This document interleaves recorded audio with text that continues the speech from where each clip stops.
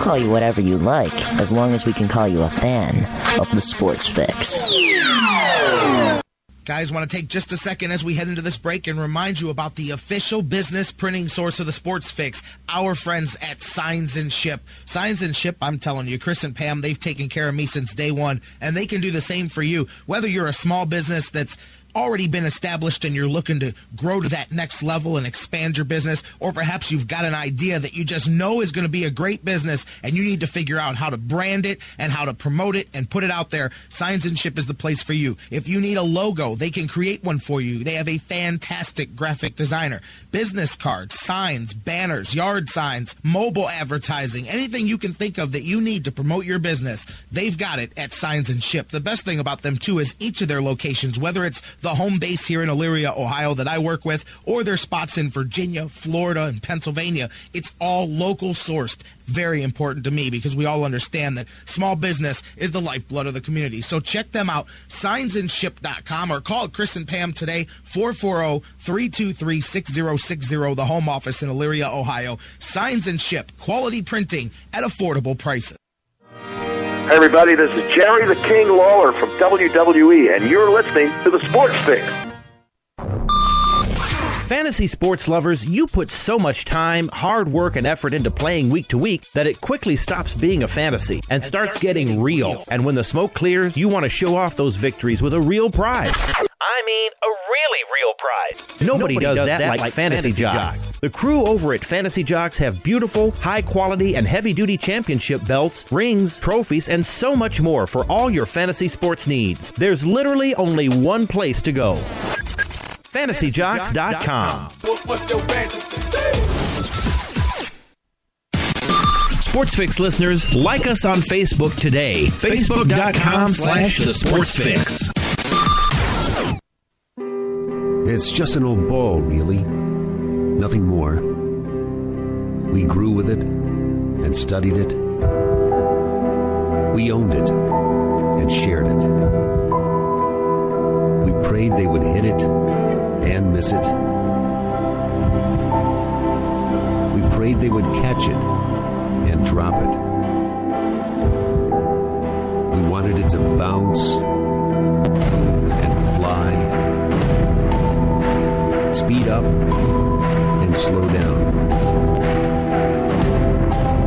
We prayed it would come to us, and we wanted to give it away.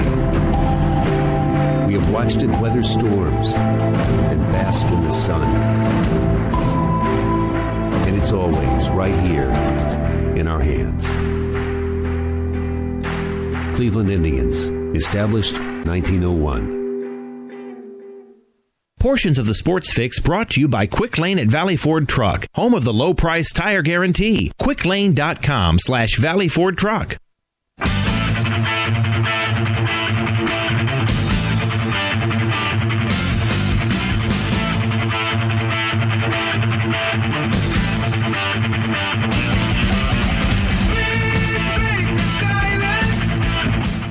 Welcome back to the Sports Fix live across the Sports Fix Radio Network. You want to hear something funny? It's just funny. Like, we talk all the time about the difference between the local perspective, the national perspective. Speaking of national perspective on this week, NFL, Week 8, all of that, John McMullen from the Sports Network, 10 minutes from now, going to join us for his usual Monday hit. Going to be a lot of fun because we've got some great week of games here to talk about. But just sitting here. Oh, some of the comments that I got coming in during the break are pretty funny too. But we talk about the difference between the national and the local perspective. And here in Cleveland, LG's right. You know, you look through your various Twitter, timelines and feeds, and you listen to some different radio and you hear some people's opinions. And yeah, there's a lot of that noise about the quarterback. It's just funny that, you look nationally, whether it's ESPN, Yahoo, I read all the recaps that they write because I like to see the narrative of how every different outlet explains what they saw. You can always see the narrative that people have in the media, the agendas that people have, different things like that. And it's just funny because on all the national articles, the exact quote, Brian Hoyer bounces back from worst game of his career, leads a a Browns victory. Brian Hoyer with a bounce-back performance from last week. And I'm like, how come everybody else outside of Cleveland calls it a bounce-back game? But here, I'm telling you, this is the only town. I saw it. Somebody made a joke about this. I think it was in the Plain Dealer. It was Bud Shaw or something. It was about something else, but it fits the town of Cleveland perfect. It's the only place I know where you won't play the lotto for $5 million. You'll only play it for $250 million. You know, like $5 million isn't good enough if you win that. Like, there's people that will only play when it's got like that mega jackpot. And I'm like, what? What, the regular $5 million is not good enough for you? You're only going to go, and that's Cleveland. The regular win's not good enough for you. The regular, run for perhaps the playoffs or something like that, that's not good enough for you. You've got to go straight from 0-16 to 16-0. And even then, there'll be some second guessing. It's funny. But anyways, not many times do I bring up the national perspective in a way like that, because they're just as bad on the Johnny JoJo train there, but not today. So I thought that was funny. Anyways, and that stat yesterday that became the go-to line, the Browns looking to avoid history as they could look. Really? I mean, like, I could see if they were trailing late in the game and the narrative was the Browns narrowly avoided history. But there's a lot of games that could have been something if the result was different, but the result was never different. Like, that drives me crazy. That drives me nuts. Like, that stat was so gloom and doom for no reason. I'm like, really? I mean, if they lose the game, then you can bring that up. But I highly doubt that anybody's motivation in the locker room was, boy, we've got to avoid. Yeah, they really needed to avoid being the first team to lose. And it was a dumb stat, like the first team to lose to two teams with no wins after October 13th or something like that. And I'm like, really?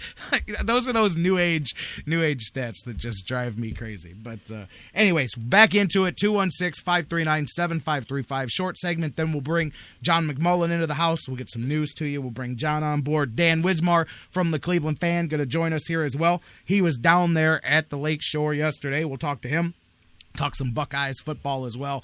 Can't wait to have Dan and John join us here a little bit in the show. But continuing here to talk about the Browns game yesterday. And listen, again, keep in mind that I'm not sitting here telling you, my boy Brian Hoyer, as people like to call him, because, you can't just like people. He's got to be your boy. So that's cool. I'll take him. He's my boy, whatever you want to say.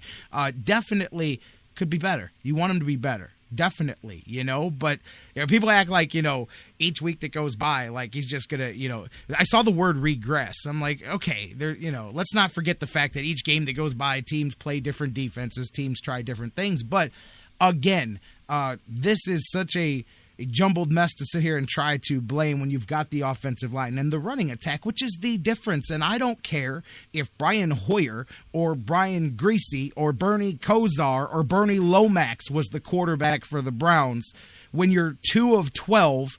And yeah, that's the guy from Weekend at Bernie's. He's not an actual football player. But because somebody's sitting there scratching their head going, did he mean Neil Lomax? Anyways, third down, 2 for 12. Come on, man. When you're converting 2 out of 12 third downs, terrible. Rushing first downs, 1. We already mentioned 1.6 yards per rush on the ground. I mean, that right there. You show me, I don't care what quarterback it is, man. You show me how many effective games that they have when that's the key, when that's the key stat right there, when that's what's going on. Oakland, who was pitiful on the ground too, they still doubled you up on the ground. They averaged 3.2, which is a step up for the Browns. Hey, the Browns defense cut it in half. They're giving 155 a game. They only gave up 71 yards on the ground yesterday, but again, 39 yards rushing. And where was the crow? I don't do a lot of, you guys know, I don't do second guessing of the coaches because that's, it's easy to do that. It's a lot harder when you're in the fire. But where was Crowell? You know what's funny? I didn't even notice he played. We're watching the game, and my son's got the iPad open. He's checking our fantasy football scores and stuff like that. And he looked at the Browns' little Gamecast or whatever. He looks over at me. He goes, "Hey, Dad, did you see Crowell play?" I said, "No, I thought they sat him. He hasn't been in." He goes, "Well, apparently he ran 1 for 1 yard, but we both missed it. Neither one of us even saw it." But where was Crowell? Because it just seemed with the tough with the tough sledding, with the tough rushing there, and inability to get big yards, the downhill runner, the guy, if for no other reason, you think Crow would beat the defensive linemen up a bit, soften things up, and then if you want to go back to Tate or if you want to rotate in or whatever. But it just seemed like the Browns did listen to what everybody said as far as we're going to focus on two guys and we're going to kind of narrow our rushing attack. But to me, you chose the wrong two guys, and I like T. West and I like Tate, but man, Crowell's different, as we've talked about before, and I get it, because the Browns are trying to balance, teaching lessons and things like that, like they did with West. I'm sure that there may be things like that at play with Crowell too. I just thought that his style of running, man, may have cracked open a bit there in the second half. And you just got to figure if you beat somebody up with a baseball bat for 30 minutes, the second 30 minutes is going to get a little easier running. So I thought, man, I'd be pounding these guys away. If anything, I would have pounded more with Crow in the first half and then went to Tate, or vice versa. Went heavy, which is what I thought they were going to do. I thought, maybe they're saving Crow for the second half because then he can kind of be that hammer that finally starts to crack a couple 2-3 yard runs, but enough of them that it's painful on the defense. But he was just nowhere to be seen. After the game, coach said wasn't anything that was a function of the offense. It was just the way it worked out. But I don't know, but that's something to talk about. And I do believe, let me know what you guys think, but I do believe that after a couple of weeks, with McDonald now in place at center, and that should, barring injuries, nothing else should change on the offensive line going forward. I think after a couple of weeks, they'll, it's not like that offensive line although they had been together previously, most of them, it's not like they just came together in snap of a finger either, So I think a couple of weeks, these guys, look, you're not going to get, whether it's Nick McDonald, doesn't matter if it's Nick Mangold, doesn't matter who it is, you're not going to get Alex Mack, a replacement for him in there at that level. So you coach up McDonald the best that you can, and hopefully the rest of the line settles back in. But you got to think that they will. Because come on, how does an offense go? It's not like Pittsburgh wasn't stacking the box against the run time to time. It's like Baltimore. It's not like these teams didn't try to stop the run. Clearly, the drop-off is in the last two games, and it's been since the changes at the offensive line. It has somehow changed the working. It hasn't changed the blocking scheme. It's just obviously changed the way these guys work together to block, and that's something that's going to take couple of weeks, and I'm knocking on wood when I say a couple of weeks, because training camp's more than just a couple of weeks. So it could be 4-5 weeks before these guys are really gelling and working together, which is, hey, again, think back to that, like I said, in a couple of weeks, if you can tread water, hang in there a game or two above 500, get your offensive line gelling, and get Josh Gordon back and a healthy Jordan Cameron, last 6 weeks of the season will at least be a lot more fun and a lot more pleasant to watch than some of the previous final 6 weeks of a season. So that's where I'm at with that. But again, looking at the game as a whole defensively, and I tried to do this earlier, but LG, we kept bringing it back to the quarterback. Look at the defense a bit, and you're playing a rookie quarterback. So I'm not gonna go all, crazy about it, because it is against a rookie quarterback, and it's not, I like Andre Holmes, but you don't have the greatest set of wide receivers out there. Speaking, I'll go into that later. Greg Little, it just popped in my head, totally off topic. ADD, I know, but we flipped over yesterday. It was just hilarious. My son hit the flip button to the Cincinnati-Baltimore game as Greg Little was dropping a pass. I swear you can't write it that way. He flipped over, Greg Little dropped a pass, and we just both lost it. We just both started laughing so hard. Granted, he caught one later on in the game, but, how do you program the humor like that? He flips over, and literally the ball's bouncing off of poor Greg Little's hands there, man. I don't know. I should say poor Cincinnati fans that have to watch that. But anyways, it was just too funny. Okay, getting back to the Browns here and their receivers. Receivers, by the way,